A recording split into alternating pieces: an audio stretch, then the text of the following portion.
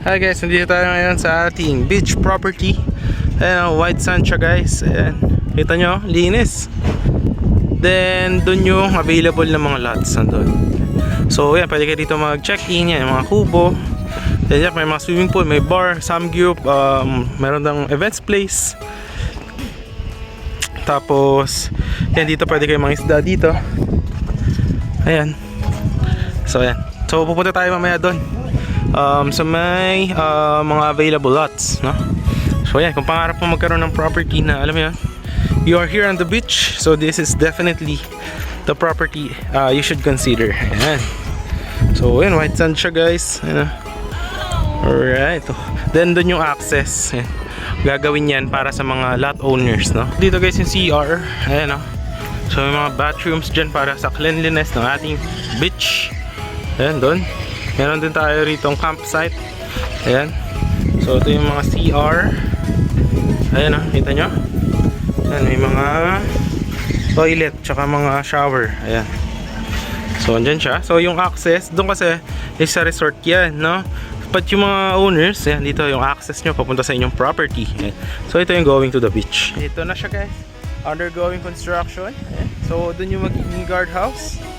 Over there. Alright.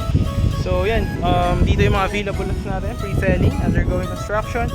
Then dun yung papunta sa may beach. Ayun na, tanong mo na yung beach dun. Dun yung access, alright. So papakita ko later on sa ating drone shot, no?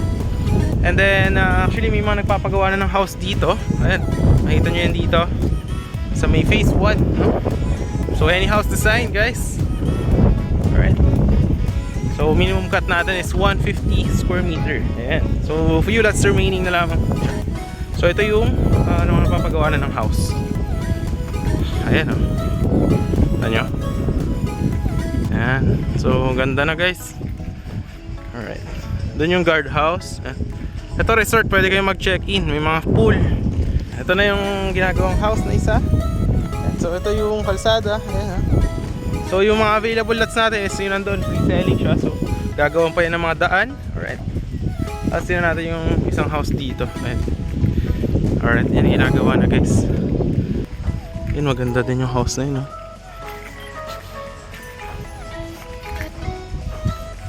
So ito siya guys, yan. Simple yung house, no? So yan yung house design siya guys upon full construction ng ating project. Ayan. Then dito, undergoing construction. So yan, undergoing construction yung mga concrete roads. So may mga available lots pala tayo doon guys. Dyan, 150 square meter. There, meron din. Then meron din doon, dalawa. Doon sa may dulo, meron tatlo. So yan, mga 150 yan. Alright.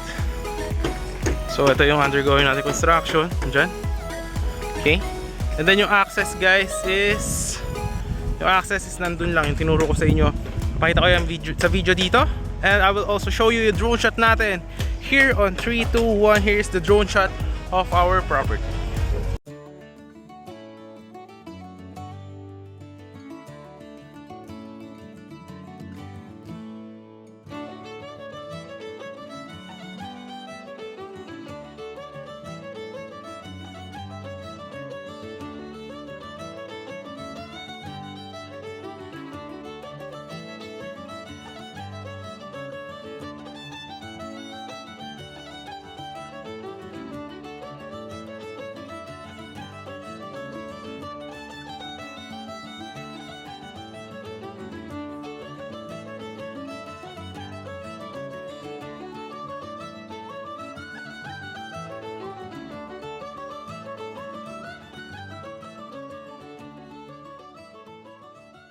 Yun guys, nakita nyo naman yung drone shot ng ating project. So ayun na mismo yung beach, pwede mo siya lakarin. And this one is good for future, for Airbnb potential income, no? Kasi nga maganda yung property. And yan, gagawin nyo ng mga concrete road, kompleto yan with drainages. Yan. Meron din siyang lines for water and electricity, guardhouse, amenities, yan. Mga basketball court, multipurpose hall, etc. Yan. So yan, may mga available lots pa doon. Ayan, ginagawa na yung mga concrete road. Yeah. So next nyan is gagawa na yan ng sidewalk naman, no? Okay. So yan, no? Ito yung isa. Alright, inaayos na yung mga lupa. Ayan, may available din doon na 150 square meter. Yung sistema, nakita nyo naman yung concrete road doon. So ito is magiging ganito na rin siya soon. Yan. So inaayos na yung kanyang concrete road dyan. Alright. So gagawin din yun ng mga guardhouse and ng perimeter fence. Tapos yan, ongoing construction. Ayan. So ang remaining lots na lang natin is around, konti na lang, wala na sigurong 15 lots. So may mga 150 square meter. And then yun na mismo yung beach, tanaw nyo na doon. Ayan o. So doon yung access, yung tinuro ko na video. Doon yung guardhouse naman pag ganun. Tapos yung mga tapos na sa phase 1, ayan, nagagawa na ng house yung iba. Right. So tingnan natin yung mga iba pang available lots.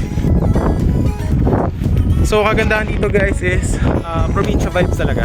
And affordable siya, no? Affordable yung property natin. And actually nakita nyo naman sa drone shot ko, nakita nyo yung laki nitong property. Talagang ano siya, secured dahil magkakaroon siya ng security. And affordable, syempre. Yun yung pinaka maganda dito, as affordable siya. So ayan, ginagawa yung ating kalsada. Medyo basa pa. Tapos lalagyan pa yan dyan ng sidewalk. Ayan, dyan. Ayan dyan ang sidewalk. Alright.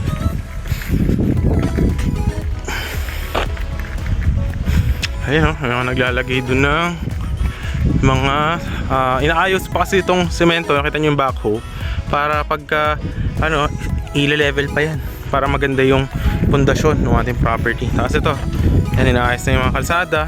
Actually may mga available lots din dun guys, mga 150. Meron din dun sa may dulo kung gusto nyo walang bahay sa likod nyo, perimeter fence. Yan, meron dyan mga last 4 lots. Yan, doon, mga 150 yun doon. Tapos may available din dun banda, dalawang 150. Dito may mga available 200 pero mga onti na lang. So yan. Tapos dyan gagawan pa yan na kalsada dyan, gagawan pa yan dyan ng perimeter fence doon. Tapos dyan may gagawin ding swimming area para sa lot owners. Yan. So ganyan siya guys. PM na lang po, nandiyan naman yung Viber and WhatsApp ko sa may video, no? So yun guys, maraming salamat sa panonood.